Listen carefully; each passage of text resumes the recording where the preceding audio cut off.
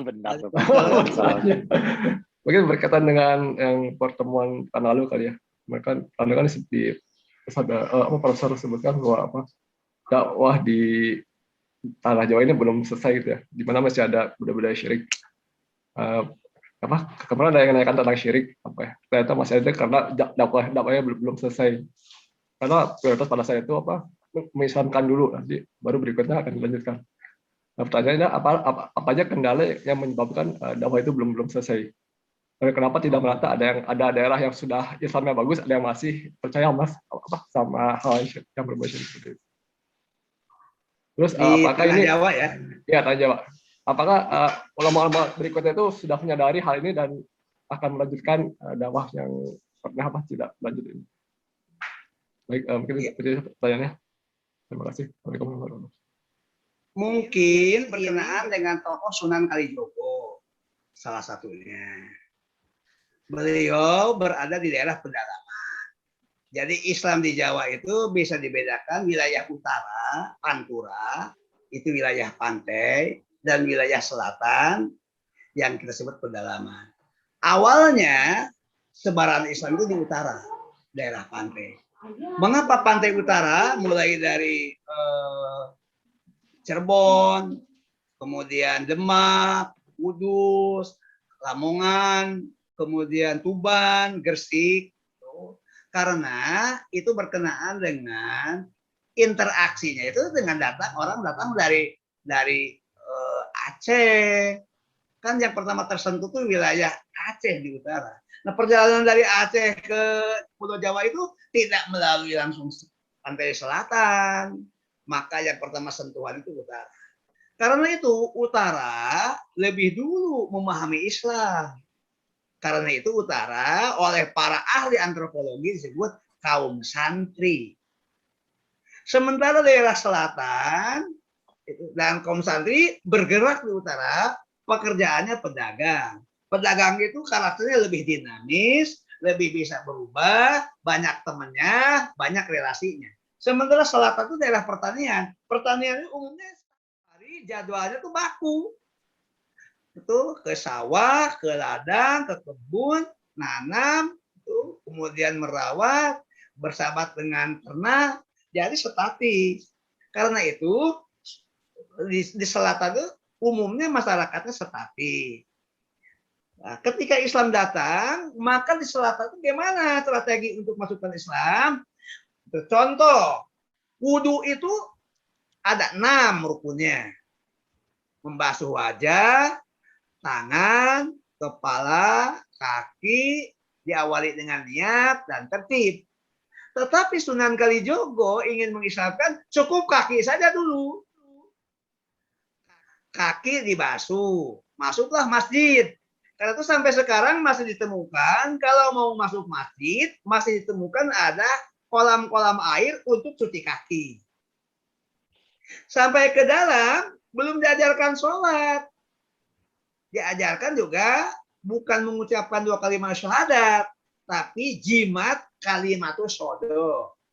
Nah, jimat kalimatus shodo karena orang-orang yang Hindu, orang-orang Buddha, orang-orang agama nenek moyang itu selalu punya jimat-jimat.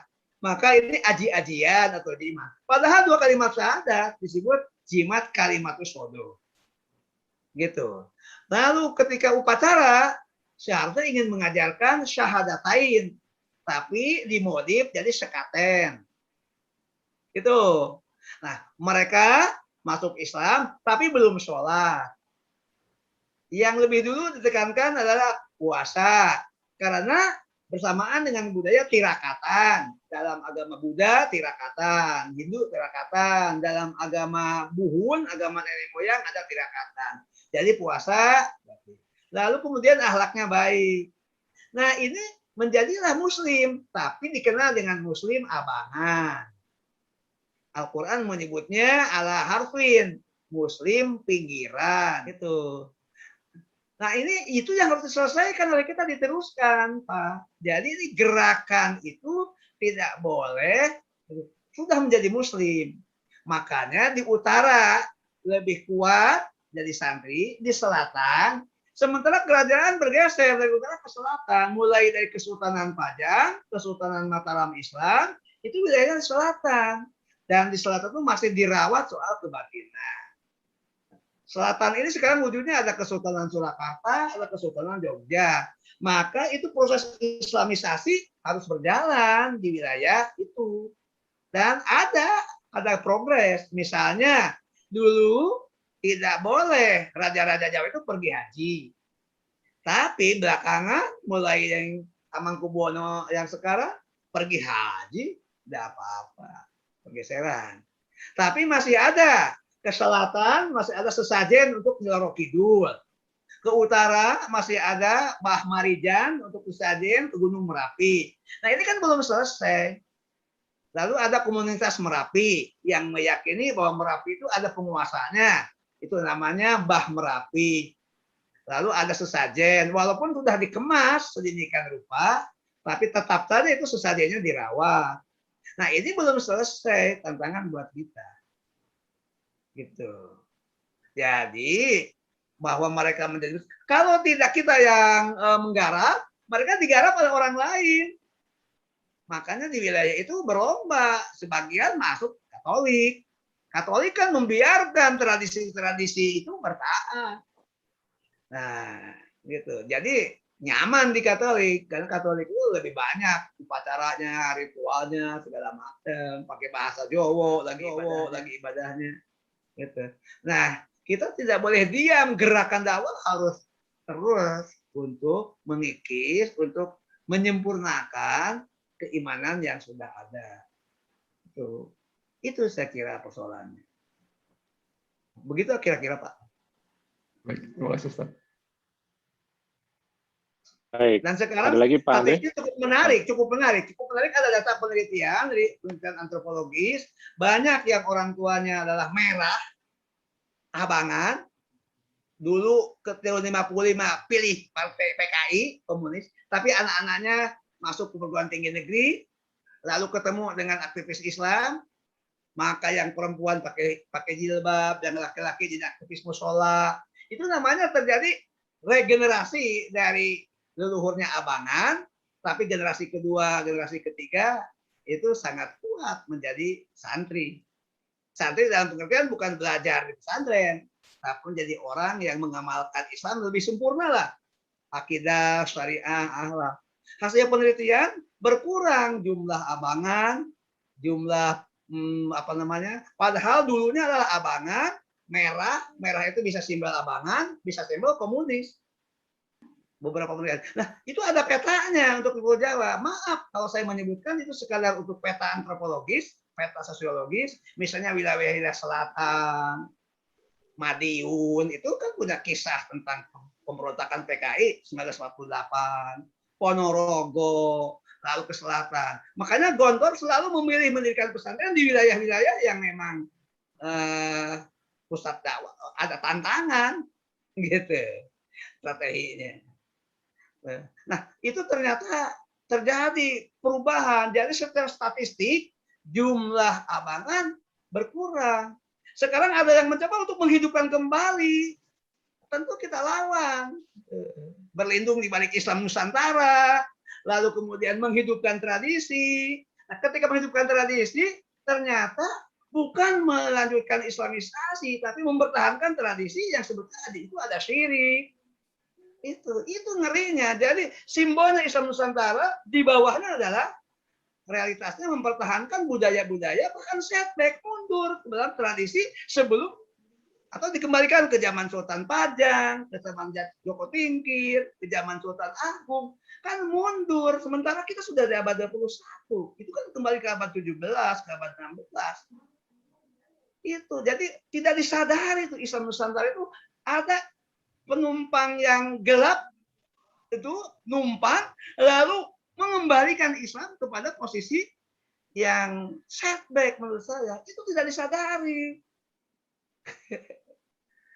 Tolong dong kaji secara mendalam, jangan-jangan ada penumpang gelap gitu, memanfaatkan Islam Nusantara, mengangkat pandangan liberal, tapi membenarkan revitalisasi keyakinan seperti zaman para wali menghadapi. Padahal dulu kita luar biasa. Misalnya ambil contoh di utara saja, utara. Mengapa Masjid Demak itu arsitekturnya mirip apa coba? Mirip candi. Nah, mengapa di Kudus itu tidak ada soto sapi, yang ada soto kebo? Itu ada pertanyaan. Mengapa Masjid Kudus arsitekturnya seperti candi? Mengapa di Kudus itu tidak ada soto sapi, yang ada soto kerbau? Nah, ini adalah ketika proses Islamisasi berhadapan dengan orang yang masih kuat mempertahankan tradisi budaya Hindu. Maka komprominya sudahlah, isinya adalah masjid, di situ ibadah kepada Allah, tapi arsitekturnya mengadaptasi pola Hindu. Jadi masjid unik. Orang-orang Hindu kan ada keyakinan sekte tertentu tidak boleh makan daging sapi. Untuk kompromi, kaum muslimin memilih dengan kesadaran bahwa sebetulnya sapi halal, kebo halal. Tapi untuk menghormati sikap mereka supaya tidak terjadi benturan secara sosial, sudahlah kaum muslimin memilih makan kebo saja, tidak makan sapi. Sebetulnya strategi budaya untuk menghindari konflik yang berat. Nah, kalau itu atas keyakinan agama, ya bisa dong kebo dihalalkan, sapi dihalalkan. Tapi kenapa seakan-akan sapi tidak boleh dimakan di Kudus?